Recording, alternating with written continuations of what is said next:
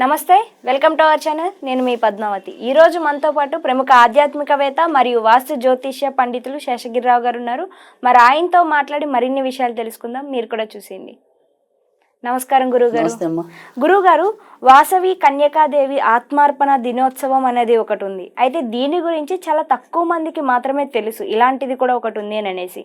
మరి ఈ రోజున మనం ఏ విధంగా ఈమెను పూజించడం ద్వారా మనకి మంచి ఫలితాలు దొరుకుతాయి అంటారు? తప్పకుండా. అయితే ఇక్కడ వాసవి కన్యక పరమేశ్వరి అనుకోండి, లేదా కన్యా కుమారి అనుకోండి, ఇలా రకరకాల పేర్లు ఉన్నాయి. మామూలుగా అయితే వాసవి కన్యక కానీ ఎక్కువ మందికి సుపరిచితం. సో వాసవి దేవిగా ఈవిడ్ని ఆరాధించడం కూడా ముఖ్యంగా కొన్ని కులాల వాళ్ళైతే మరీ ఎక్కువగా చేయటం అనేది కూడా ఉంటుంది. అలాగే సాధారణంగా మనకి ఏంటంటే పాలకులలో చాలా విశిష్టమైన దేవాలయం వాసవి కన్యకాది ఉంది. తర్వాత పెనుగొండలో కూడా ఉన్నట్టుగా చెల్లుస్తుంది. తర్వాత ఇక మిగతా అమ్మవారి గుళ్ళల్లో కూడా చాలా చోట్ల ఉపాలయాలు ఉన్నాయి. అలాగే కొన్ని పట్టణాల్లో కూడా కన్యకా పరమేశ్వరి గుడిగా కూడా సత్రాలుగా కూడా నిర్వహించడం అనేది కూడా ఉంది. సో ఇది నిజానికి ఏంటంటే ఒక కులానికి పరిమితమైన దేవత అయితే కాదు. ఓకే, ఇక కులం వారు ఎక్కువగా ఆరాధిస్తున్నారేమో అది వేరే విషయం. కానీ నిజానికి ఏంటంటే ఏ కులం వారైనా, అంటే నమ్మిన అమ్మవారిగా నమ్మిన వారికి ఎవరికైనా సరే ఈవిడ అన్ని రకాల సౌభాగ్యాలు ఇస్తుంది అని చెప్పేది ప్రగాఢమైన నమ్మకం.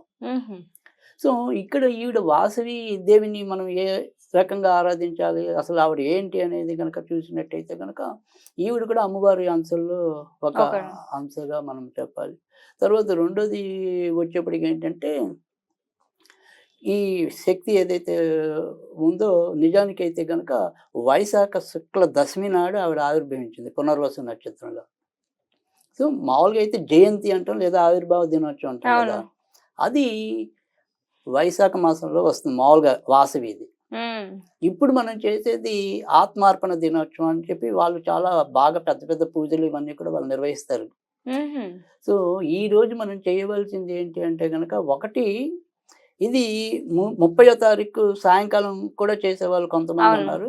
31, ఎందుకంటే ఇది ఆవిడ ఆత్మార్పణ దినోత్సవం అనేది ఏంటంటే ఈ మాఘ శుక్ల విధి అన్నమాట. సో విధి అనేది ముందు రోజు అంటే 30వ తారీఖు సాయంకాలం నుంచి ఉంది. సో అందుకని కొంతమంది దానికి ప్రత్యేకంగా 6:30 నుంచి సమయాన్ని నిర్ణయించారు వీళ్ళు. సో 6:30 నుంచి కూడా కొన్ని చోట్ల కొన్ని ఆలయాల్లో వీడికి పూజలు చేయటం అనేది ఉంటుంది.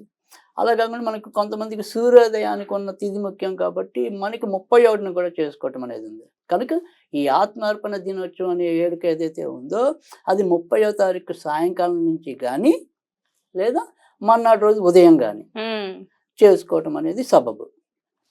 అయితే ఈవిని ఆరాధించడం వల్ల కూడా మనకి చాలా రకాలైన, అంటే ఆడవాళ్ళకి ముఖ్యంగా మాంగళ్యం అనేది, ఆ సౌభాగ్యం అనేది ఖచ్చితంగా ఈవిడ వల్ల వస్తుంది. తర్వాత రెండోది భార్యాభర్తల మధ్య తరచు విభేదాలు చోటు చేసుకుంటున్న వాళ్ళిద్దరి మధ్య అనురాగం క్షీణిస్తున్న అలాంటి వాళ్ళకి కూడా తప్పకుండా ఈవిడ యొక్క అనుగ్రహం ఉంటే బాగా వృద్ధిలోకి రావటం అనేది కూడా ఉంటుంది. ఇవాళ మనం ప్రధానంగా ఈ వాసవి మాత గురించి ఏదైనా సరే మనం చేస్తే ఈ 2 రకాల ప్రయోజనాల కోసమే మొదటగా మనము చేసేది. అంటే ఒకటి ఆడవాళ్ళ సౌభాగ్యం కోసం, రెండోది భార్యాభర్తల మధ్య అనురాగం కోసం. ఇందుకోసం మనం వాసవి మాతని పూజించడం అనేది చెప్తున్నాం. ఇక్కడ తేలిగ్గా ఏదైనా సరే ఒక గాయత్రి అనేది ఉంటే కనుక వాసవాంబాయ విద్మహే కుష్మపుత్రైచ ధీమహి తన్నో వాసవి ప్రచోదయాత్. వాసవాంబాయ విద్మహే కుష్మపుత్రైచ ధీమహి తన్నో వాసవి ప్రచోదయాత్. ఇది ఈరోజు ఏదైనా సరే 27 సార్లు కనీసం తగ్గకుండా, మామూలుగా అయితే మనం ఎప్పుడు చెప్పేది 108 అనుకుంటాం. సో కనీసంలో కనీసం 27 సార్లు చదివి ఇక్కడ మనం ఏం చేయాలి అంటే కనుక ఈ వాసవిదేవికి ఎరుపు ఒత్తులేసి 6 ఎరుపు ఒత్తులేసి దీపం పెట్టాలి. తర్వాత రెండోది ఏంటంటే మీరు సాయంకాలం చేసేటైతే, పూజ సాయంకాలం చేసేటైతే మీరు పులిహార నివేదన చేయాలి. ఓకే, మరి పగలు చేసుకునే విధంగా అయితే కనుక, పగలు చేసుకున్నట్టయితే కనుక దధ్యోజనం నివేదన చేయాలి. ఎందుకని అంటే పగలి ఇప్పుడు మనం రాత్రి చేసేది కొద్దిగా తామసికం, పగలు చేసుకునేది సాత్వికం. ఓకే, సో అందుకని ఆహారం అనేది కూడా కొంతవరకు అలా మారుతుంది అనమాట. సో అందుకని ఇక్కడ నివేదన, సో ఆ నివేదన అనేది మనం అందుకే రాత్రి అయితే పులిహోర, పగలైతే కనుక దద్దోజనం దద్దోజనం. పెట్టమన్నారు. ఏదైనా అవును. సరే రెండిట్లో కూడా కామన్గా ఉండేది ఆ అన్నంతో తయారయ్యే అవును. పదార్థం. సో ఆ రకంగా మనం నివేదన చేయటం అనేది ఉంటుంది. తర్వాత ఇలా కాకుండా ఎప్పుడైనా సరే ఒకవేళ అంటే మనం ఈ ఆత్మార్పణ దినోత్సవం కాకుండా ఎప్పుడైనా పైగా ఈసారి శుక్రవారం కూడా వచ్చింది మనకి. ఇప్పుడు 31 అయితే. అవును. సో శుక్రవారం ఏ దేవతను పూజించాలన్నా కూడా అనుకూలమైన తేదీ. సో అలా కాకుండా మనం ఏదైనా సరే ఏదైనా ఒక శుక్రవారం ఎంచుకొని కూడా ఈవిడ యొక్క సాధన చేసుకోవచ్చు.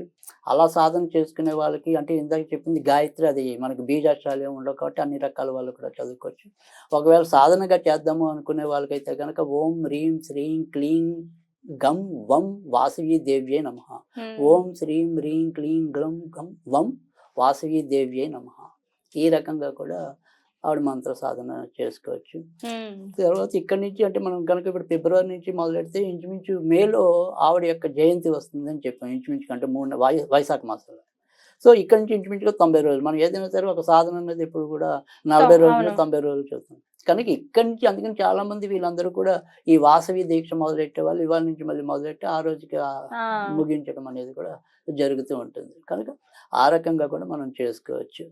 ఇది కానీ అంటే అందరికీ బాగా పరిచయం కాకపోయినప్పటికీ కూడా ఈవిడ నిజంగా చాలా శక్తివంతురాలు. ఆవిడ మీద కొన్ని చిత్రాలు కూడా గతంలో నిర్మించడం కూడా జరిగింది. సో అందుకని మనకి వాసవి మాత అనుగ్రహం కూడా చాలా మంచిది. ముఖ్యంగా కలియుగంలో ఇలాంటి దేవతను కొద్దిగా తొందరగా పలకడానికి కూడా ఉంటుంది. సో ఆ రకంగా అందరూ చేసుకుంటే మంచిది. ఇక మనం ఏంటంటే ఈ వాసవి దేవికి కూడా అంటే ఎవరైతే భర్త ఉన్నాడో ఆయన మన్మధుడి యొక్క అనుగ్రహంతో లేదా అంశగా ప్రభావంతో ఉన్నాడని చెప్పి కూడా చెప్తారు. ఆయన విమలాదిత్యుడు ఆయన పేరు. ఓకే. సో కొంతమంది విష్ణువర్ధనులని కూడా పేర్కోవటం అనేది జరుగుతుంది.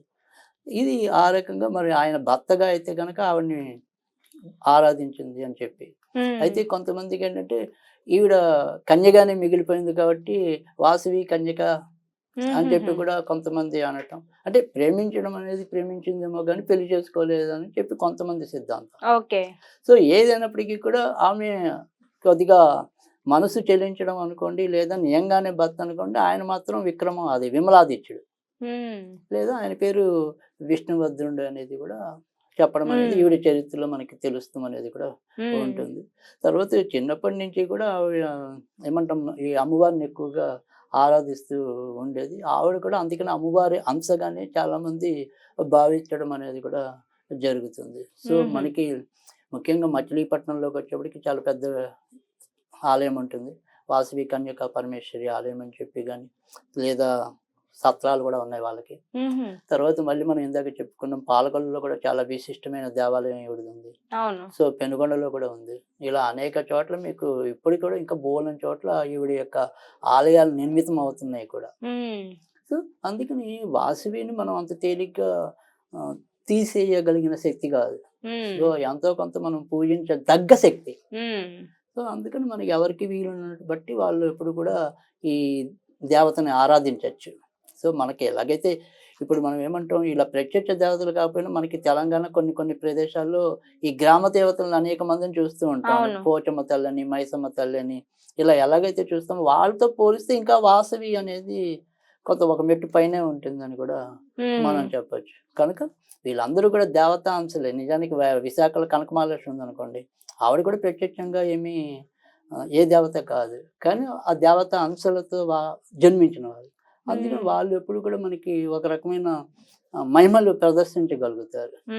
సో అలా మన యొక్క సౌభాగ్యాలకి, భార్యాభర్తల అనురాగాలకి తప్పకుండా ఈ దేవి ఎంతైనా సరే ఈసారి ఈ పూజని ఆచరిస్తారని నేను కూడా అనుకుంటున్నాను. అండ్ మీకు కూడా thank you so much Guruji.